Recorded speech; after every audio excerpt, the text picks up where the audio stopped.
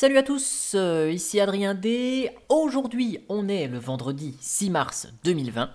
Et dans cette vidéo, eh bien, on va parler de Ubuntu 20.04. Oui, Ubuntu 20.04, nom de code Focal Fossa. Bah, qu'est-ce qu'il y a de beau dans cette future version de Ubuntu 20.04 qui va pas tarder de sortir?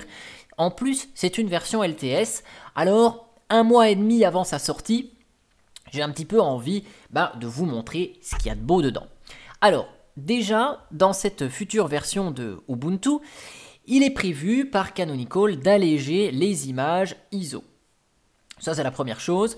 Donc, de fait, ici, il y a des petites options supplémentaires qui sont là pour essayer Ubuntu sans l'installer et l'installer en mode Save Graphics. Donc ça, le mode Save Graphics, c'est si vous avez une carte graphique un petit peu plus spécifique, eh ben, ils ne vont pas mettre tous les pilotes vidéo dans l'image d'installation. Donc si jamais votre carte graphique est un petit peu, exotique, et que le lancement traditionnel de cette Ubuntu ne fonctionne pas en live CD, eh bien vous avez la possibilité d'installer le système avec le Save Graphics, et durant l'installation, il va vous récupérer le pilote qui va bien. Donc là, hop, on va lancer l'installation de cette Ubuntu 20.04. Et en plus, on a une petite musique au niveau de l'installation. L'outil d'installation, il n'a pas trop changé en soi. Vous voyez, français, c'est toujours le français. Le clavier, c'est toujours le clavier. On a la possibilité de faire une installation normale ou minimale. Ça fait déjà un petit moment que ça existe, ceci. L'installation normale, c'est Firefox, Thunderbird, des petits utilitaires. On a LibreOffice. On a Rhythmbox. On a des logiciels pour lire des vidéos. Pas mal de petits outils. L'installation minimale, il nous procède à une installation normale et puis il va ôter LibreOffice, les jeux, les lecteurs multimédia pour avoir une base assez, assez simple avec juste par exemple Firefox et les outils de base plus l'environnement de bureau. Nous, on va partir sur une installation normale évidemment pour vous montrer un petit peu tout ce qu'il y a de beau. On télécharge les mises à jour pendant l'installation, tant qu'à faire, et puis ici, on a toujours la possibilité d'installer les logiciels tiers, que ce soit pour du matériel graphique, typiquement Nvidia, les pilotes Wi-Fi, typiquement Broadcom, et puis les codecs multimédia soumis à brevet. Donc ça, c'est interdit parfois dans certains pays, ça pose des soucis, donc c'est pas installé par défaut. Au niveau du partitionnement, qu'est-ce qu'on a? Eh bien, on peut faire du partitionnement automatique et facile disque et installer Ubuntu, ou utiliser toujours le partitionnement personnalisé. C'est ce qu'on appelle autre chose. Là, dans la partie effacer le disque et installer Ubuntu, on a un petit bouton Advanced Features qui nous permet d'activer des fonctionnalités avancées. Donc Known ici, qui est le choix par défaut, c'est une partition ext4 avec tout dedans. Et on a un fichier swap, on n'a plus de partition swap, on a le fichier swap et on n'a pas de home séparé. En gros, c'est le C de point de Windows, c'est à peu près le même schéma de fonctionnement. On peut utiliser du LVM pour la nouvelle installation, donc le système de volume logique de Linux. Et puis, qui dit LVM dit qu'on a la possibilité de chiffrer l'installation. Et là, il nous demande un mot de passe pour chiffrer l'installation de Ubuntu. Et à titre expérimental, on peut utiliser ZFS. Alors, c'est pas d'un intérêt délirant pour une utilisation bureautique, d'autant plus que ZFS est énormément gourmand en mémoire RAM. Avant d'enregistrer cette vidéo, j'ai fait une petite install avec ZFS, ça fonctionne bien, et Ubuntu avec ZFS, sans application quoi que ce soit lancé, rien du tout, à vide, le système consomme 2,7 gigaoctets de mémoire RAM, ce qui est énorme, donc c'est contre-productif pour une utilisation normale. Donc je reste avec le choix Known, mais sachez que ça marche très bien. Et là, je procède à l'installation, hop, c'est parti. Bien sûr, si on a un autre système, Windows par exemple, ou une autre distribution Linux, il nous pose la question au partitionnement en nous disant « Hey, il y a un autre système, est-ce que vous voulez l'installer à côté quand même ou tout effacer ?» Donc là, il y a le choix du fuseau horaire, ça ne change pas. Je vais mettre mon nom, Adrien. Je vais mettre le nom de code de cette Ubuntu, Focal Fossa.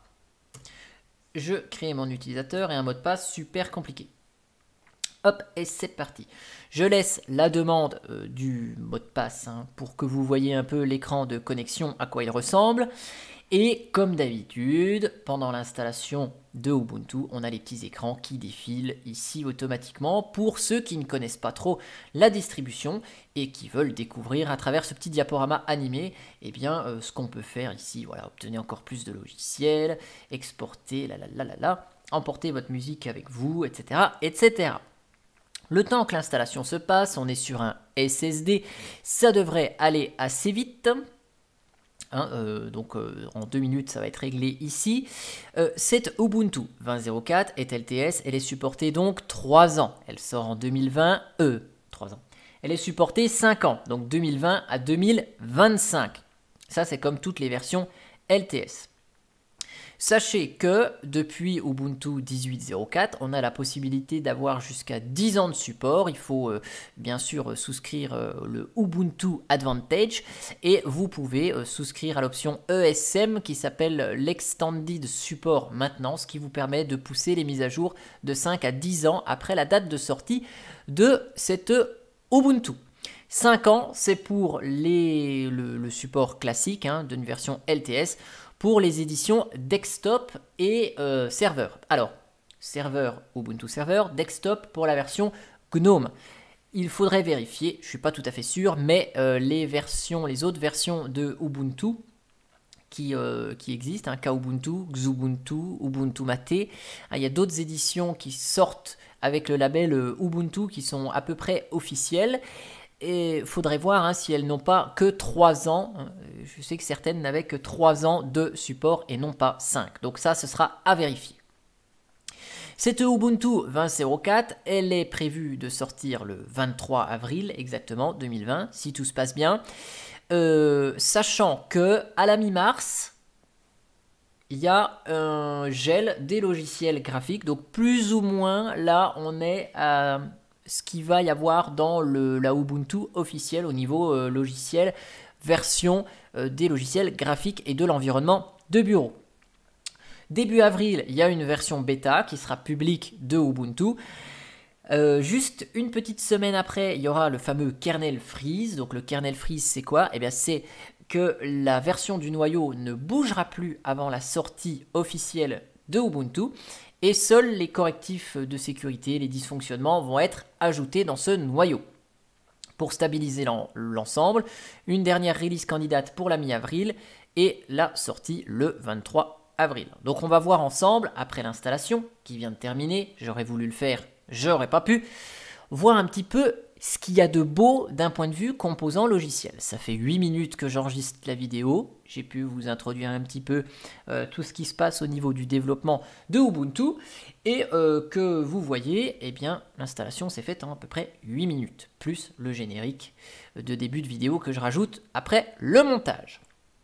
Donc, côté environnement de bureau, on a dit que c'est GNOME qui est offert par défaut. Vous allez voir le magnifique écran de connexion GDM. Donc pour les amateurs de GNOME, vous allez reconnaître que c'est déjà la version GNOME 3.36. Bah oui, c'est GNOME 3.36 qui sera présent dans Ubuntu 20.04. Donc ici avec encore un petit peu de traduction à faire, mais le panneau ici disponible. Là, on a le sélecteur de session, donc on peut choisir soit la session Ubuntu, qui est le GNOME avec le dock sur le côté, ou Ubuntu sur Wayland. On peut tester Wayland. Visiblement, ce n'est pas activé par défaut dans cette édition de Ubuntu. Et bien sûr, nouveauté de GNOME 3.36, la possibilité sur l'écran de connexion d'afficher le mot de passe si on ne sait pas ce qu'on va taper. Donc là, on rentre dans la session GNOME 3.36. Yeah! Premier démarrage de session, on a l'écran ici qui nous permet de nous connecter au compte en ligne. Si on a un compte chez Ubuntu, on peut activer et configurer le Live Patch qui permet d'appliquer les mises à jour de Ubuntu, notamment aussi le noyau qui nécessitait un redémarrage sans redémarrage. On peut améliorer Ubuntu, aider à améliorer en envoyant des rapports. Ici, je désactive. On peut activer la gestion et service de géolocalisation, si on le souhaite. Et là, on est prêt pour utiliser Ubuntu. Yes! Donc là, On a un GNOME 3.36, hein, je vous l'ai dit ici. Tac. Donc là, je vais aller directement dans à propos. Ok. Donc, Focal fait ça. Ok. Ici, c'est un GNOME 3.35.91. Vous voyez, c'est la version de développement de GNOME 3.36, puisque GNOME 3.36 n'est pas encore tout à fait sorti. Mais ce sera bel et bien cette version 3.36 de GNOME qui sera disponible. Donc ici, avec Ubuntu, Focal fait ça en X11 ici. Donc là, il y a déjà des petites mises à jour qui sont disponibles. Tiens, hop, on va en profiter pour ici, regardez. Donc vous voyez ici, animation lors de l'amorçage. Donc il y a un petit peu de thème qui arrive au passage. Donc je vais installer ça maintenant.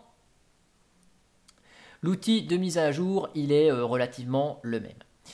Côté logiciel, alors vous voyez ici sur le dock, sur le côté, il manque quelque chose. Bah tiens, on a en plus le nouveau fond d'écran qui arrive ici. Donc là, vous voyez, il manque quelque chose ici sur le panneau, sur le côté. C'est le logo d'Amazon. Bah oui, Amazon a disparu, le lanceur Amazon a disparu. Donc ça, c'est une excellente nouvelle, hein, ce petit lanceur Amazon disparaît, ça en ravira certains. Ensuite, côté Logitech. Je vais vous lancer le terminal parce que vous allez voir, il y a un truc qui est assez sympathique avec cette Ubuntu. C'est quoi?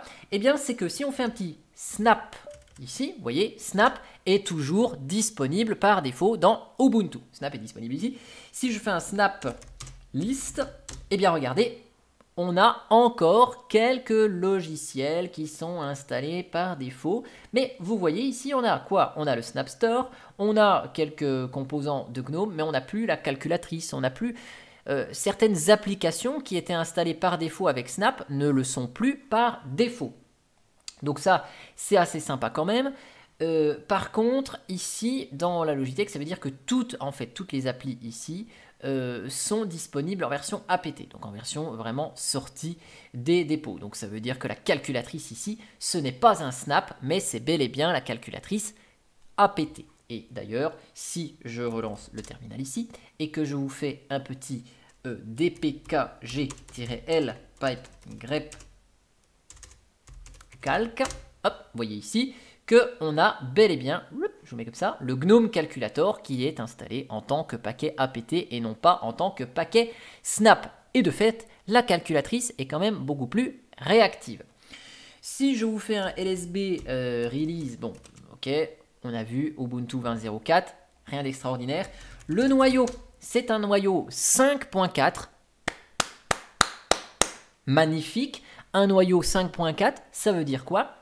Ça veut dire qu'on a un noyau LTS dans une distribution Ubuntu LTS. C'est quand même magnifique. Donc si je vais sur kernel.org, ici, vous allez voir un petit truc, c'est que le noyau 5.4.24 est un noyau LTS. Alors, Ubuntu LTS est supporté 5 ans jusqu'en 2025. Cependant, le noyau 5.4 LTS, bon, il sera en fin de vie en décembre 2021. D'ici là, je pense que Ubuntu soit maintiendra le noyau 5.4 avec ses propres correctifs, comme il l'a fait avec le noyau 4.15 qui n'était pas un LTS dans la version 18.04 de Ubuntu, soit il va monter en version le noyau disponible. Donc ici, vous avez vu, c'était un noyau 5.4.24, le dernier noyau en date.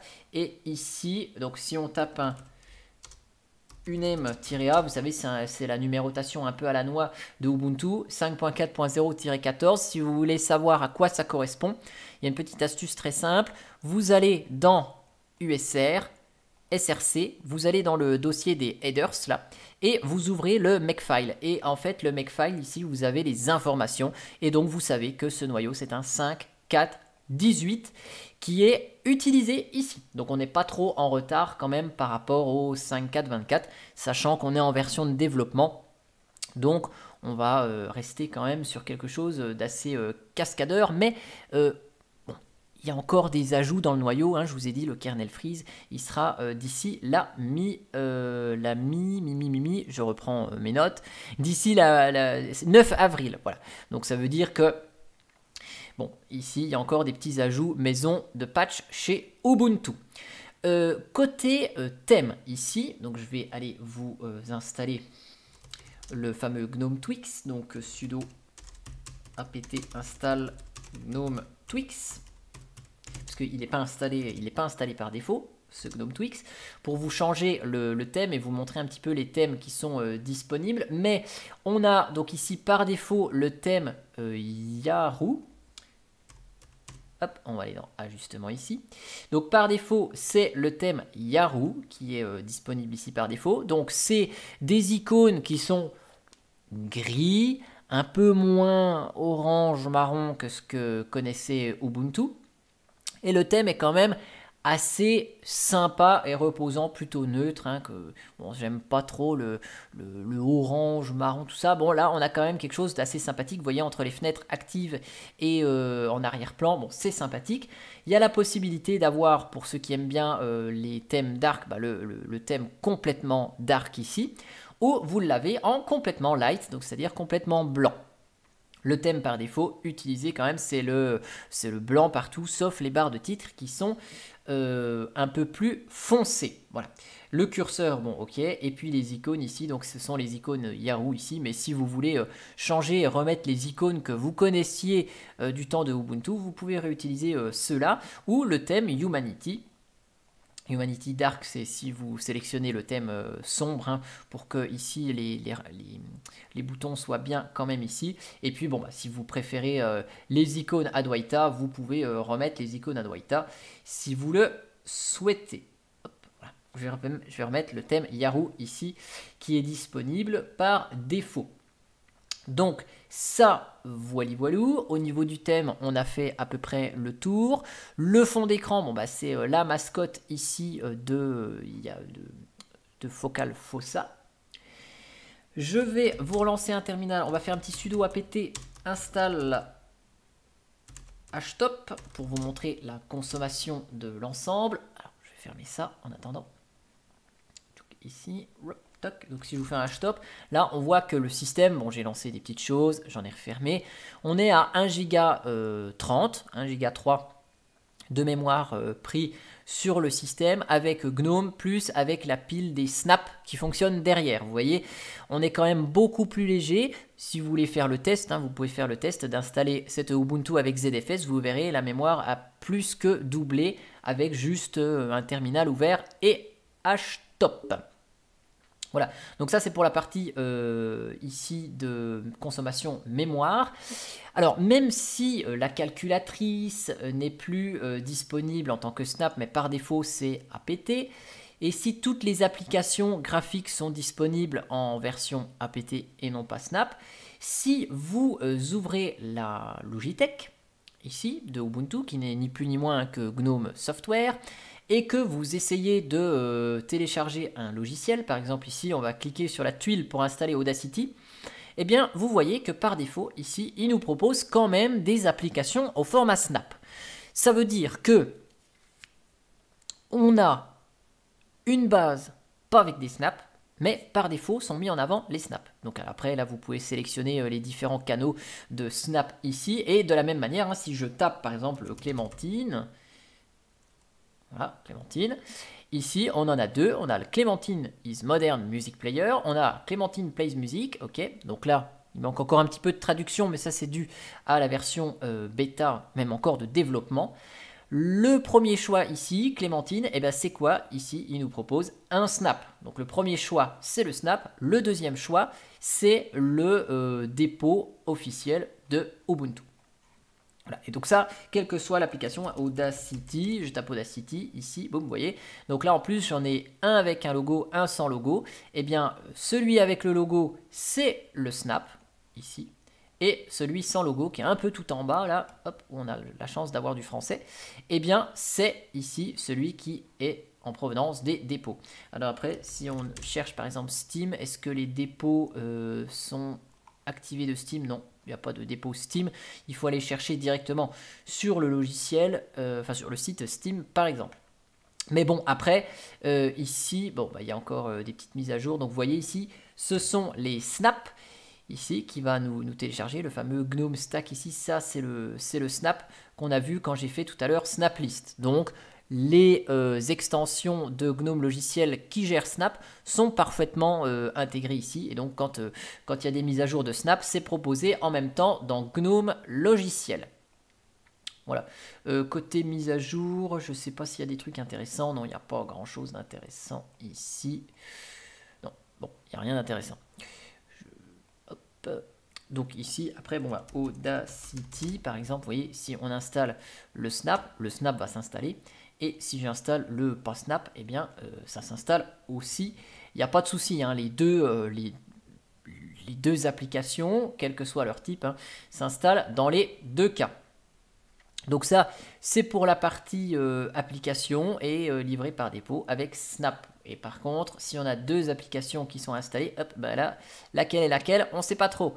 La première, ça risque d'être le Snap, vu le temps que ça met pour démarrer. Et la deuxième, ici, ouais, la deuxième démarre un petit peu plus rapidement. Ok, cependant, elle n'est pas traduite. Plus d'informations. Voilà, donc la deuxième, elle n'est pas traduite. Le thème n'est pas très joli. Bon, bah c'est le Snap. Donc, c'est pour ça que j'aime quand même bien les logiciels natifs. En plus, vous voyez, c'est traduit, le thème est joli, c'est bien intégré. Donc, vaut mieux préférer les paquets non Snap aux paquets Snap. Voilà. D'ailleurs, je vous relance ici pour vous montrer que le Audacity qui était parfaitement bien intégré, qui malheureusement, dans ce cas-là, est un petit peu plus long à démarrer, c'est bel et bien le choc. Non pas le paquet Snap, mais le paquet de APT ici. Version construite, c'est pas le Snap ici. Donc voilà un petit peu pour ce tour d'horizon de Ubuntu 20.04. Donc là, il y a un bouton qui s'appelle boutique des snaps. On va regarder ce que c'est rapidement. Je sais pas du tout ce que c'est. Je suis pas fan des snaps. Bon bah voilà, c'est ni plus ni moins que GNOME logiciel à nouveau. Hop, ça nous lance ici GNOME logiciel. Et puis, bon, bah, il y a des petits outils qui ont été ajoutés ici, comme le créateur de disque de démarrage. Voilà, si vous voulez créer une clé USB, vous avez l'outil.